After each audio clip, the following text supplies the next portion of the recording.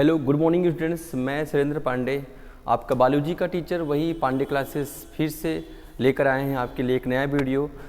हम पांडे क्लासेस प्रयागराज से स्टूडेंट्स हमारे यहाँ एक नया बैच फिर से शुरू होने वाला है जो टारगेट 2024 के लिए शुरू करने जा रहे हैं हम लोग। ये बैच 17 जनवरी से शुरू हो जा रहा है, तो अपने बंधुओं को, अपने मित्रों को, अपने परिजनों को ज़रूर बताएं ताकि वो नए सेशन में एडमिशन दिलवा सकें। ओके, तो मैं सुरेंद्र पांडे आपके लिए फिर से एक नया चैप्टर का वही जो चैप्टर माफ़ करिएगा जो चैप्टर हम लोग पढ़ाए थे sexual reproduction in flowering plant में आज हम एक नया टॉपिक उसमें लेकर आए हैं जिसमें हम लोग पढ़ेंगे फीमेल रिप्रोडक्टिव पार्ट कि एक फ्लावर जो होता है उसमें फीमेल रिप्रोडक्टिव पार्ट कौन कौन से होते हैं और उस फीमेल रिप्रोडक्टिव पार्ट को पढ़ने के बाद हम लोग ये पढ़ेंगे उसमें कौन कौन सा प्रोसेस होता है। ओके, आपको थोड़ा सा याद मैं दिला दूँ, इसके पहले 3-4 वीडियो हमने अपलोड कर रखा है पांडे क्लासेस के यूट्यूब चैनल पर, फ्री ऑफ कास्ट है, इसका आप एंजॉय करें, घर बैठे इसको आप पढ़ाई करें, ठीक है, इसमें कोई डिफरेंस नहीं है।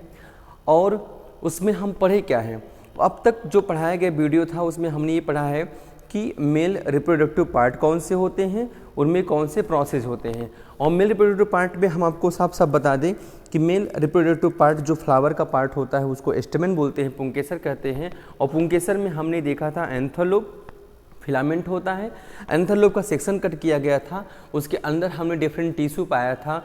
एक तो एपिडर्मल लेयर था, अगर याद हो थोड़ा सा, एपिडर्मल लेयर था, एंडोथीसियम था, उसके बाद मिडिल लेयर था, टैपेटम था, अंदर स्पोजिनस टिश्यू था। और वही स्पोजिनस टिश्यू जो होता है बाद में कन्वर्ट हो जाता है किसमें, पॉलन मदर सेल में, किसमें, पॉलन मदर सेल में। और फिर पॉलन मदर सेल में क्या होता है, मियोसिस हुआ, पॉलन ग्रेन बना। पॉलन ग्रेन का और एक नाम होता है माइक्रोस्पोर, माइक्रोस्पोर को हम पॉलन ग्रेन कहते हैं। हमने माइक्रोस्पोर यानी पॉलन ग्रेन का स्ट्रक्चर देखा, उसको उसमें हमें क्या मिला, स्ट्रक्चर में हम लोग को स्ट्रक्चर मिला था, एक्जाइन मिला था, इंटाइन मिला था, फिर सेल मेम्ब्रेन मिला था। फिर हमने एक प्रोसेस पढ़ा था तुरंत, एक मिनट, फिर हमने तुरंत एक प्रोसेस पढ़ा था जिसका नाम था क्या, मेल गैमेटोजेनेसिस, जिसमें हमने पॉलन ग्रेन से ही उसमें कैसे मेल गैमीट्स बनते हैं। याद करो, पहली बार डिवीजन हुआ था, जनरेटिव ट्यूब सेल बना था, उसके बाद जनरेटिव सेल डिवाइड करता है तो 2 मेल गैमीट बनता है। फिर हमने लास्ट वीडियो में ये बताया था कि जो पॉलन ग्रेन पहले पॉलन ग्रेन कहा जाता था, अब उसके अंदर मेल गैमीट हो गया है, इसलिए उसको हम लोग बोलते हैं क्या, मेल गैमीटोफाइट। अंतिम क्लास में, लास्ट क्लास में हम लोग यहाँ तक आए थे। आज का जो टॉपिक हम लोग यहाँ डील करने वाले हैं, आज जो हम लोग डील करने वाले हैं वो है female reproductive part of the flower और उससे संबंधित कौन कौन से प्रोसेस आएंगे।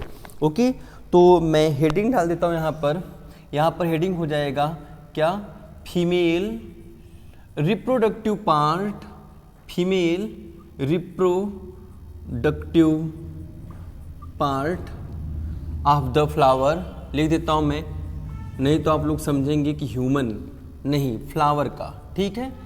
Female reproductive part of the flower कौन होता है, सबसे इंपॉर्टेंट क्या नाम है उसका, फीमेल रिप्रोडक्टिव पार्ट का, तो that is called as pistil. उसको हम लोग क्या नाम देते हैं डियर, पिस्टिल नाम देते हैं, ठीक है, ये हो गया पिस्टिल, ठीक। और पिस्टिल में क्या, पिस्टिल के कुछ पार्ट्स होते हैं, क्या पिस्टिल में कुछ पार्ट्स होते हैं, हाँ पिस्टिल में पार्ट्स होते हैं। कौन कौन से पार्ट्स होंगे उसको देखते हैं जरा हम लोग, एक मिनट। पिस्टिल में कौन कौन से पार्ट्स होते हैं हम लोग उसको देखते हैं। पिस्टिल में जो पार्ट होता है वो एक सबसे इंपॉर्टेंट पार्ट एकदम ऊपर साइड पाया जाता है, it is called as stigma. Stigma के बाद, स्टिग्मा के ठीक बाद जो पार्ट होता है that is called as style, stigma हो गया, स्टाइल हो गया। और एक basal swollen part, basal swollen part होता है that is called as ovary. अच्छा, एक और इम्पॉर्टेंट बात ये है, ये जो सारा का सारा पार्ट होता है, ये सारा का सारा पार्ट फूल की एक मेन पार्ट जिसको हम लोग बोलते हैं थैलमस, हिंदी में बोलते हैं क्या, पुष्पासन, उसी पर क्या होता है, लगा होता है। तो ये हो गया क्या, इसको हम लोग बोलते हैं क्या, थैलमस नाम देते हैं, क्या नाम देते हैं, थैलमस नाम देते हैं। हिंदी में इसको पुष्पासन बोलते हैं, पुष्प का आसन जिसपे पुष्प का सारा पार्ट, फ्लावर का सारा पार्ट टिका होता है। इसको देखिए, this part is called as stigma. ये इसलिए खास, स्टिग्मा इसलिए खास हो जाता है क्योंकि भैया सुनो, आपने सुना पॉलिनेशन, पॉलिनेशन मतलब पॉलन ग्रेन का एंथरलोप से आना।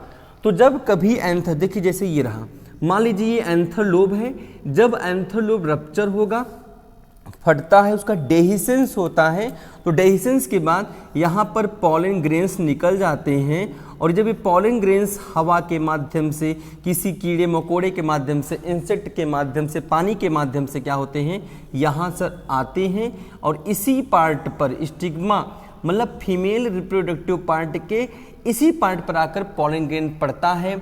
यानी कि स्टिग्मा क्या करता है, स्टिग्मा क्या करता है, रिसेप्टर आप कह सकते हो, ये ग्राही होता है, किसका, रिसेप्टर ऑफ पॉलन ग्रेन। ये पॉलन ग्रेन को रिसीव करता है ड्यूरिंग पॉलिनेशन। मैं यहाँ लिख देता हूँ हल्की सी बात, यहाँ पर पॉलिनेशन, ठीक।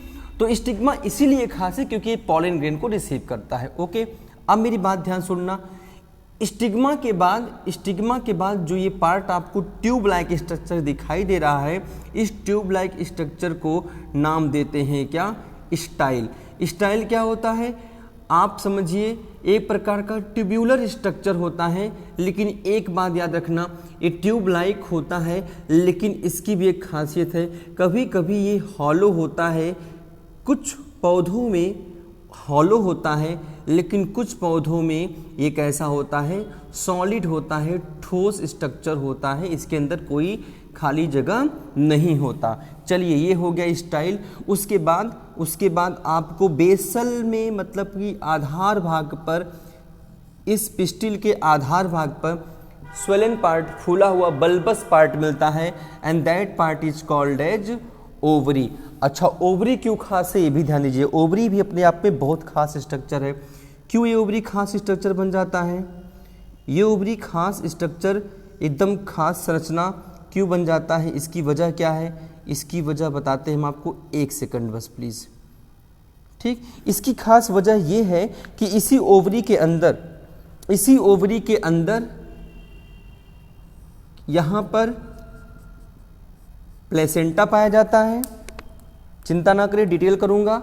उसके बाद यहीं पर लगा होता है क्या भैया, ओव्यूल। एकदम खास स्ट्रक्चर ओव्यूल लगा होता है यहाँ पर, इसलिए ओवरी अपने आप में स्पेशल हो जाता है। मैं नाम लिख देता हूँ इस स्ट्रक्चर का, जो ब्लू पार्ट मैंने बताया, ये है क्या, this one is called as ovule. Hindi में इसे बोलते हैं बीजांड। इसको हिंदी में क्या बोलेंगे डियर, हिंदी में से बीजांड बोलते हैं, अंग्रेजी में क्या बोल देंगे, ओव्यूल। एक बार मैं वीडियो की क्वालिटी देख लेता हूँ please. Okay, everything is fine, ठीक है, सब ठीक है। ओके डियर, सही है, कोई दिक्कत नहीं है। चलिए, ये हो गया पार्ट। अगर आपको थोड़ा सा दूरी में दिख ना रहा हो तो आप ध्यान दीजिए, मैं स्टाइल बोल रहा हूँ, स्टिग्मा बोल रहा हूँ, हर एक नाम को मैं बोल रहा हूँ, चिंता ना करें, सब दिखाई देगा। चलिए अब आगे आप समझते हैं एक मस्त बात। क्या, देखो ओवरी क्या है कि यही ओवरी आगे चलकर जब मैच्योर हो जाता है, यही ओवरी आगे चल के मैच्योर हो जाता है, तब इसको हम लोग नाम दे देते हैं कि भैया ये क्या है, फल है, फ्रूट है।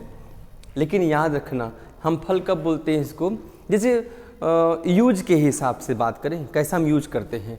यही क्या हो जाएगा ओवरी, पता है, यही मांसल हो जाएगा। मांसल मतलब समझते हो, थोड़ा सा मोटा हो जाएगा, फ्लेसी हो जाएगा, जूसी हो जाएगा, और थोड़ा स्वीटनेस इसमें आ जाती है, जिसको हम फल बोल देते हैं। लेकिन याद रखें, मटर का छिलका हम लोग फेंक देते हैं ना, वो भी ओवरी का वाल ही होता है, लेकिन चूंकि वो पेपरी रह जाता है, मांसल नहीं होता, मीठा या खट्टा नहीं होता, इसलिए वो क्या हो जाता है, छिलका हम बोल देते हैं। लेकिन याद रखना, जिसको हम फल बोलते हैं, ट्रू फ्रूट, याद रखना, ट्रू फ्रूट, सत्य फल की बात बोल रहा हूँ। इसी चैप्टर में आगे मिलेगा असत्य फल, जिसको हम फॉल्स फ्रूट कहते हैं। उस फ्रूट में जो फल हम खाए, जैसे एप्पल हो गया, एप्पल हो गया, ठीक है, और पियर हो गया, ये सब हम लोग खाते ना, ये थैलमस खाते हैं। हम लोग सेब में जो भाग खाते हैं बेटा, वो थैलमस खाते हैं। इसलिए कभी कभी थैलमस भी, मैं लिख देता हूँ, कभी कभी थैलमस भी फल बना सकता है, एज ए फ्रूट एक काम कर सकता है। लेकिन याद रहे एक बहुत इंपॉर्टेंट बात, लेकिन उस फल को हम लोग कभी भी सही नहीं बोलेंगे, यानी उसको हम फॉल्स फ्रूट बोलेंगे।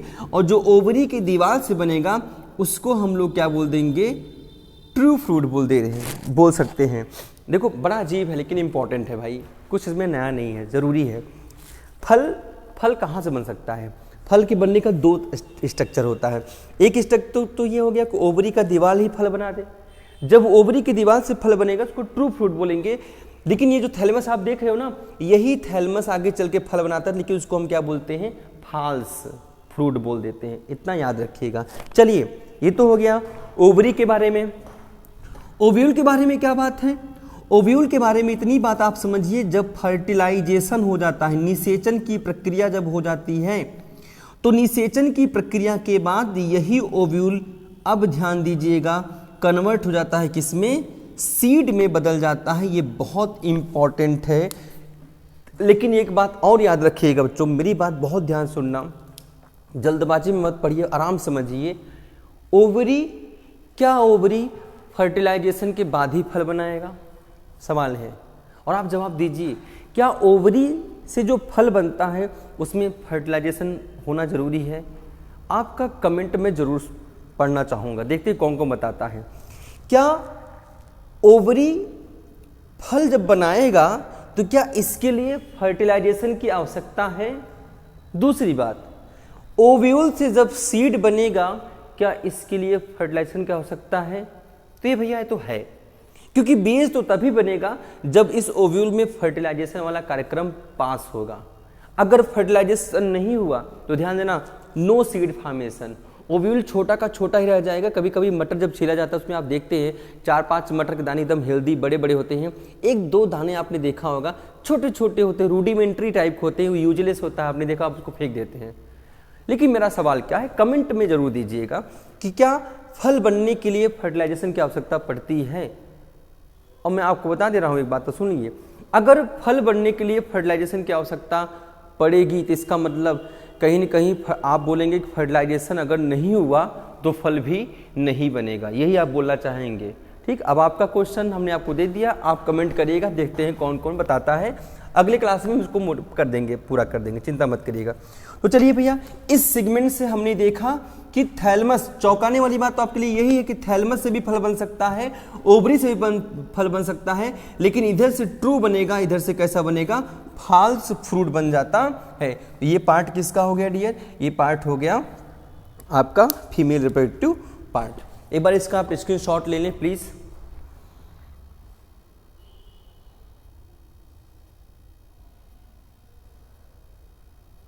इसका स्क्रीनशॉट आप लोग ले लें प्लीज, उसके बाद आगे पढ़ते हैं, ठीक है? चलिए आगे देखिए, आगे बढ़ते हैं इधर। डियर, जो पिस्टिल होता है, पिस्टिल ही आगे चलकर क्या बनाता है? गाइनोइसियम। पिस्टिल ही आगे चल क्या बनाता है? गाइनोसियम बनाता है। अब सवाल यह कि ये गाइनोसियम कितने पिस्टिल से बन के बना होता है? पिस्टिल ही आगे चलकर क्या बनाता है? गाइनोसियम के नाम पर फेमस होता है। लेकिन याद रखिएगा, ज़रूरी ये है कि ये गाइनोसियम कितनी पिस्टिल से बना है। अगर गाइनोसियम का निर्माण हुआ है, गाइनोसियम बना है और इसमें पिस्टिल संख्या कितनी है? केवल 1 है, तो इसको क्या नाम देंगे? अगर इसमें आप ये कहो कि इसमें पिस्टिल की संख्या क्या है? कई है, मल्टीपल पिस्टिल हैं, तो इसको आप नाम क्या देंगे? ठीक है। और इसके साथ साथ अब ध्यान सुनना, इसके साथ साथ इसका नाम मैं आपको दे देता हूँ, मैं इसका नाम दे देता हूँ प्लीज़, 1 मिनट, इंक फ्लो कर रहा है डियर।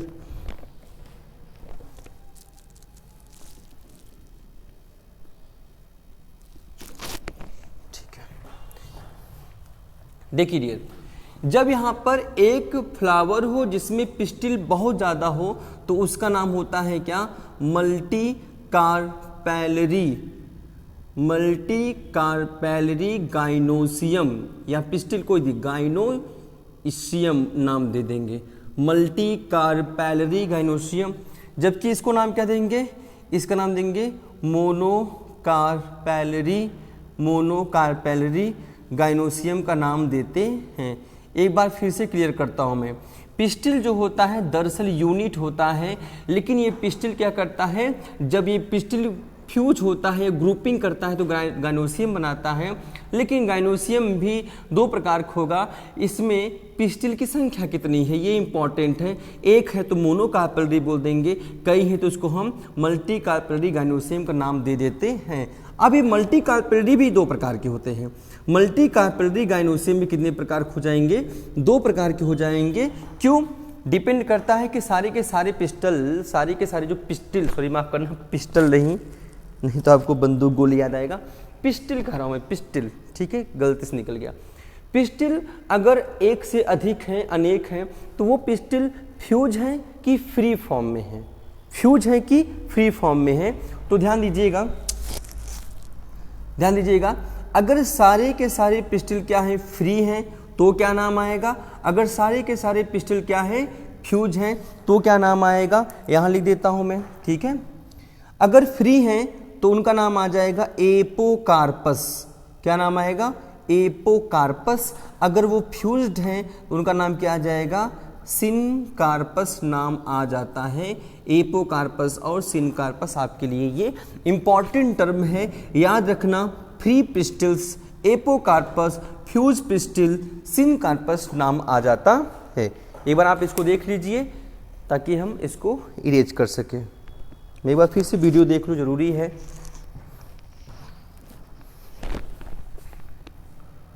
ओके फाइन, अच्छा है, सब कुछ अच्छा है। ओके, मैं अब इसको इरेज करके अगले कार्यक्रम पे ले चल रहा हूँ आपको। डियर, हमें यहाँ पर नहीं रुकना है, हमें और आगे बढ़ना है। कैसे? देखिए, we must have idea about the structure. Sorry, कोई बात नहीं है, हमारे पास स्ट्रक्चर आइडिया होना चाहिए। किसका? किसके स्ट्रक्चर का आइडिया होना चाहिए? ओव्यूल का डिटेल। ठीक है डियर, ओव्यूल का डिटेल हमें चाहिए यहाँ पर। प्लीज़ एक सेकंड वेट करें। मेरा क्वेश्चन मत भूलना, मैंने आपको बताया है, क्वेश्चन मत भूलिएगा।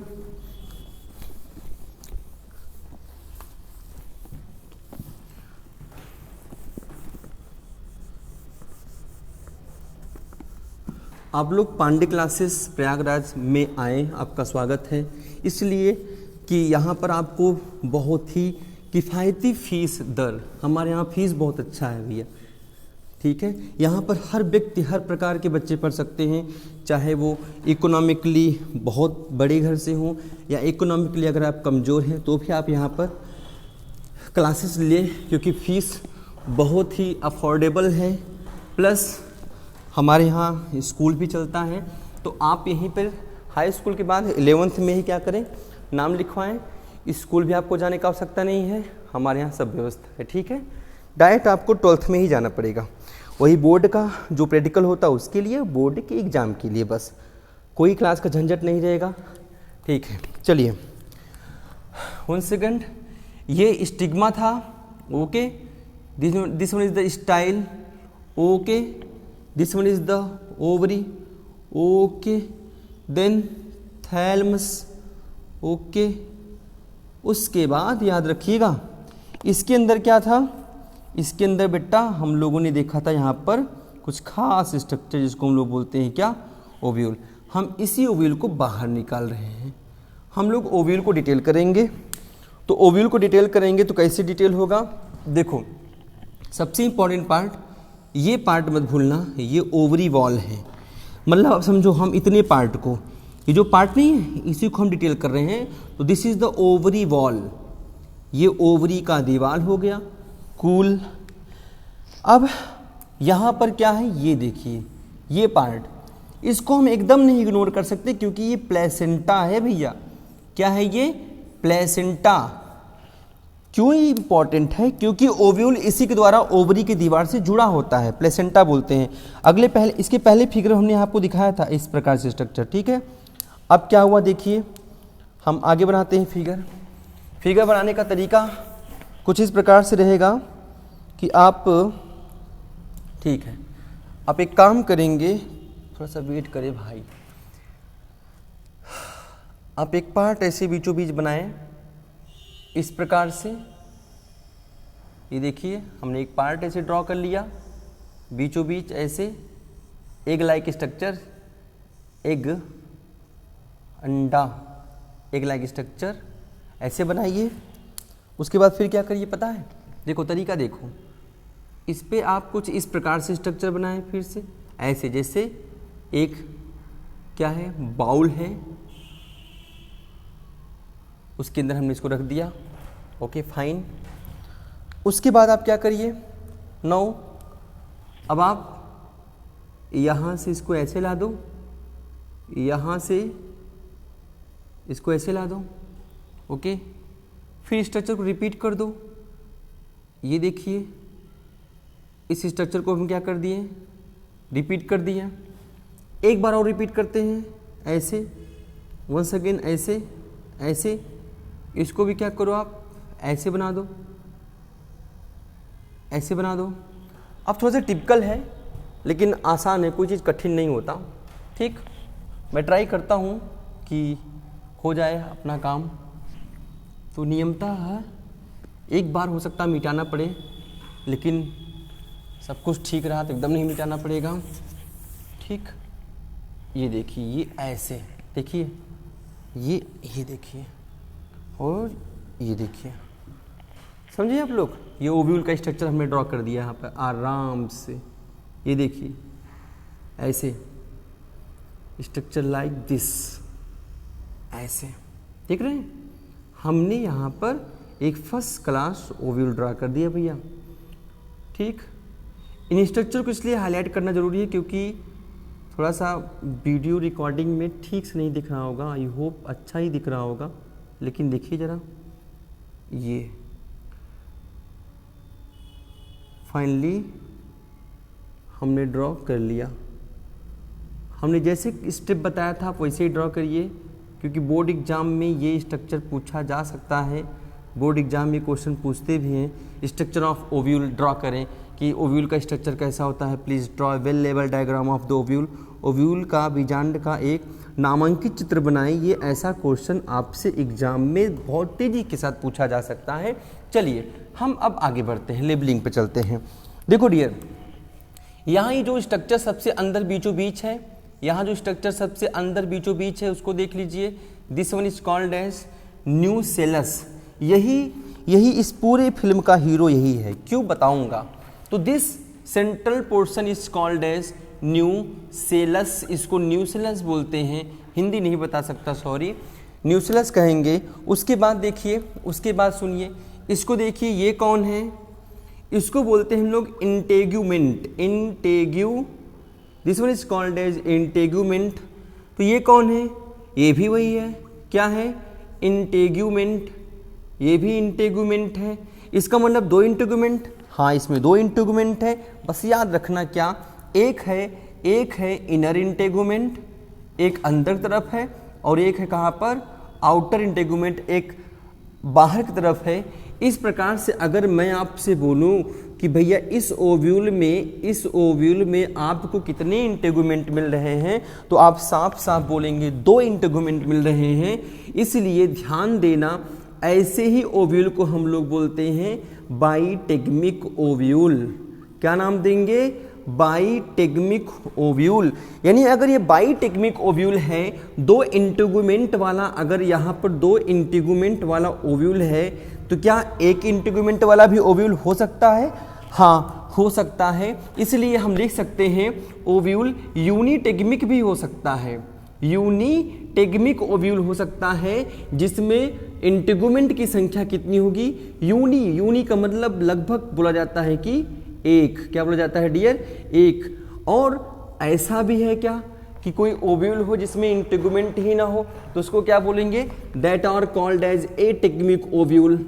एटेग्मिक ओव्यूल। जरा सर्च करो, जरा ढूंढो आप, ऐसा कौन सा ओव्यूल है जिसके पास इंटेग्यूमेंट है ही नहीं, और ऐसा कौन है जिसके पास एक इंटेग्यूमेंट है, ऐसा कौन है जिसमें दो इंटेग्यूमेंट है। ये देखिए इंटेग्यूमेंट इसे बोलते हैं। याद रखना, इंटेग्यूमेंट ही आगे चलकर सीड कोट बनाएगा। समझते हैं ना, सीड कोट, चना हो, मटर हो, जब उसको छील देंगे अंदर हमें बीज पत्र मिलते हैं ना, जिसको हम दाल बोलते हैं, उसके ऊपर जो कवरिंग होता है that is called a seed coat. बीज चोल, हिंदी में बीज चोल बोलते हैं, उसको कौन बनाता है, यही बनाता है, इंटेग्यूमेंट बना देता है।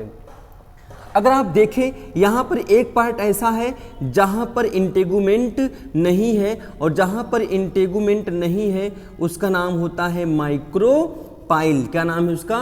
माइक्रोपाइल। तो ये न्यूक्लियस हो गया, इंटेगुमेंट हो गया, ये माइक्रोपाइल हो गया। इसी को हम बीजांड द्वार बोलते हैं। ये प्लेस होता है हियर नो इंटेगुमेंट या देयर इज नो इंटेगुमेंट। यहाँ पर इस स्थान पर इंटेगुमेंट नहीं पाया जाता। फंक्शन में बता दूं, यहीं से आगे चलकर बताऊंगा एंट्री ऑफ पॉलन ट्यूब। यहीं से आगे चलकर क्या होता है? पॉलन ट्यूब की एंट्री होती है किसके अंदर? ओव्यूल के अंदर। चलिए, इस पार्ट का नाम क्या है? ये भी बहुत इंपॉर्टेंट है। This part is called as chalaza. This part is called as chalaza. Chalaza की खासियत ये होती है कि ओरिजिन प्लेस होता है, ये ओरिजिन प्लेस ऑफ इंटेगुमेंट। यहीं से इंटेगुमेंट का ओरिजिन होता है। आप देखो ना भाई, ये इंटेगुमेंट पीछे से आया है ना, जिस स्थान पे आया है उसी एरिया को हम क्या बोलते हैं? चैलजा बोलते हैं। इधर देखिए, इस स्ट्रक्चर को देखो, इसको क्या बोलते हैं? This one is called as funicle. क्या बोलते हैं इसको? फ्यूनिकल बोलते हैं। फ्यूनिकल क्या करता है? फ्यूनिकल क्या करता है? ये करता है क्या? अटैचमेंट जोड़ता है। Attachment of ovule. ओव्यूल को जोड़ता है किसके साथ? किसके साथ जोड़ेगा? With placenta. किसके साथ? प्लेसेंटा के साथ जोड़ने का काम करता है। सुनिए, ये जो प्लेसेंटा का फ्यूनिकल का जो टिश्यू होता है ना, ये थोड़ा सा इसके ऊपर तक आ जाता है। प्लेसेंटा का जो टिश्यू होता है थोड़ा सा मेन बॉडी के ऊपर तक आ जाता है। प्लेसेंटा का टिश्यू, सॉरी माफ करना, गलती से निकल गया।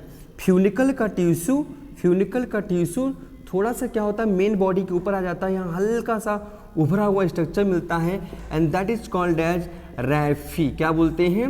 रैफी बोलते हैं। और ऐसा भी कहा जाता है कि इधर से ही क्या होता है? वेस्कुलर टिश्यू मेन बॉडी में जाता है। अच्छा, जरा इसको देखिए, तो इस पॉइंट देखिए, इस पॉइंट को जहां पर इंटेगुमेंट फ्यूनिकल को टच करता है, that is called as hilum. क्या बोलते हैं? हाइलम का नाम देते हैं। ये हो गया इस तरह से स्ट्रक्चर ऑफ ओव्यूल, जो कि बहुत इंपॉर्टेंट पार्ट होता है डियर। इसी में आगे चलकर दो प्रोसेस हम लोग पढ़ेंगे। एक प्रोसेस पढ़ेंगे एक प्रोसेस पढ़ेंगे मेगा स्पोरोजेनेसिस, और दूसरा प्रोसेस हम लोग जो पढ़ने वाले हैं दैट इज मेगा गैमेटोजेनेसिस, यानी कि फीमेल गैमेट का फॉर्मेशन कैसे होता है। इसको एक बार आप लोग देख लीजिए। कुछ बुक्स में कभी कभी बताते हैं कि यहाँ पर एक और हेयर लाइक स्ट्रक्चर होता है, that is called as obturator. Hair like structure होता है, ऑब्ट्यूरेटर कहलाता है, लेकिन ज़्यादा बुक्स में ऐसा कुछ नहीं होता है। मेन हीरो हमारा कौन है? याद रखना, न्यूक्लियस है, क्योंकि इसी न्यूक्लियस में आगे चलकर हम बताएंगे इसी बनेगा मेगा स्पोर मदर सेल, और यही मेगा स्पोर मदर सेल आगे चल के क्या बना देगी? मेगा स्पोर का फॉर्मेशन करने वाली है। कैसे करेगी उसको हम प्रोसेस पढ़ेंगे। तो यहाँ पर हमने बता दिया, डील कर दिया क्या? We have dealed about the structure of ovule. हमने यहाँ पर ओव्यूल के स्ट्रक्चर को देख लिया है। एक बार आप देखिए, कोई चीज़ आपको नहीं समझ में आता है तो प्लीज़ मुझे कमेंट जरूर करें। Okay, please.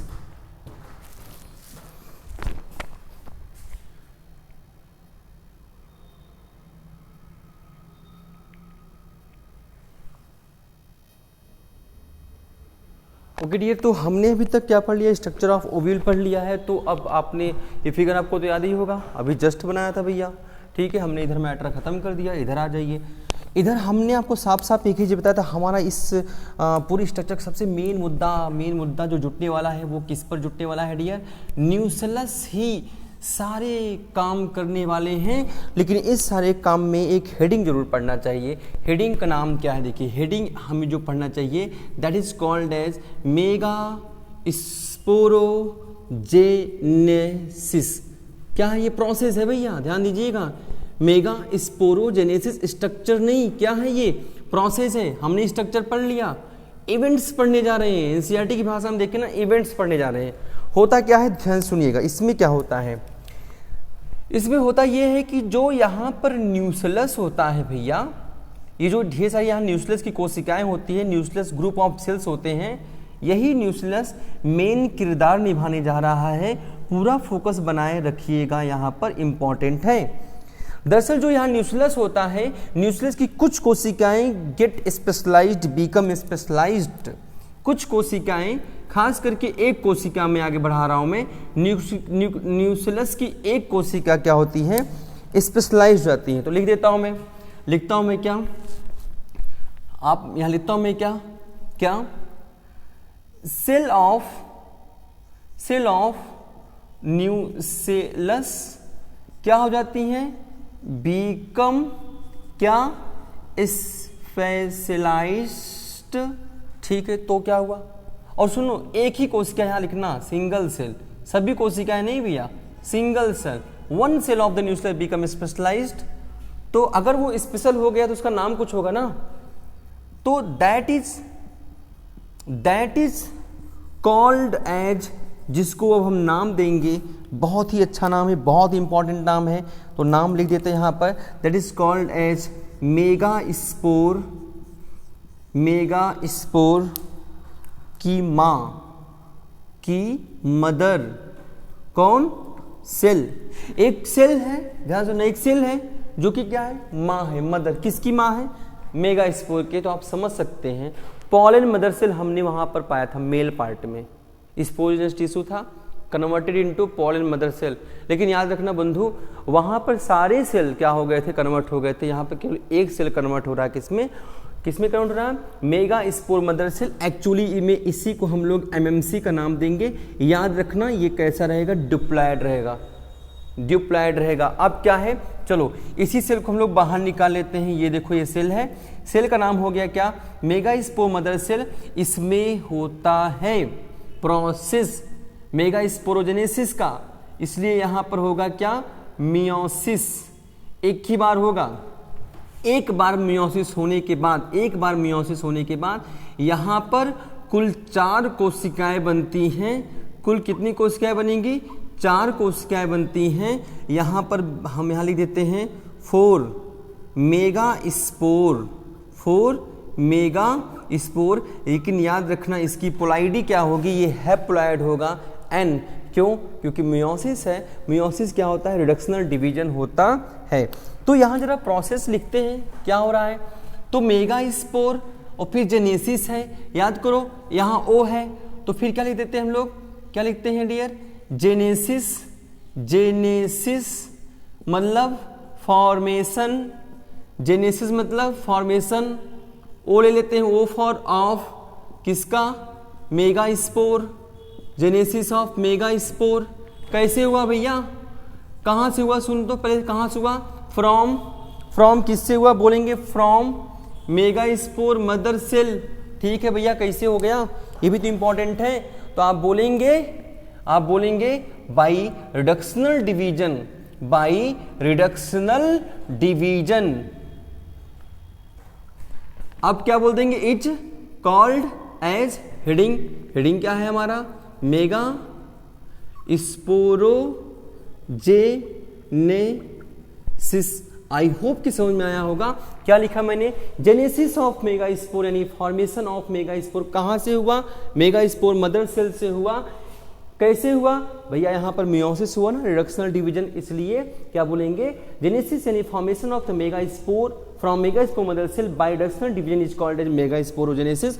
कितने सेल्स बने यहाँ पर, 4। नाम क्या होगा, मेगास्पोर की मदर थी ना, तो मेगास्पोर को जन्म देगी, कितने, 4 मेगास्पोर। लेकिन याद रखना यहाँ से यहाँ तक मेगास्पोरोजेनेसिस हो गया, लेकिन याद रखना एक इंपॉर्टेंट बात यह है,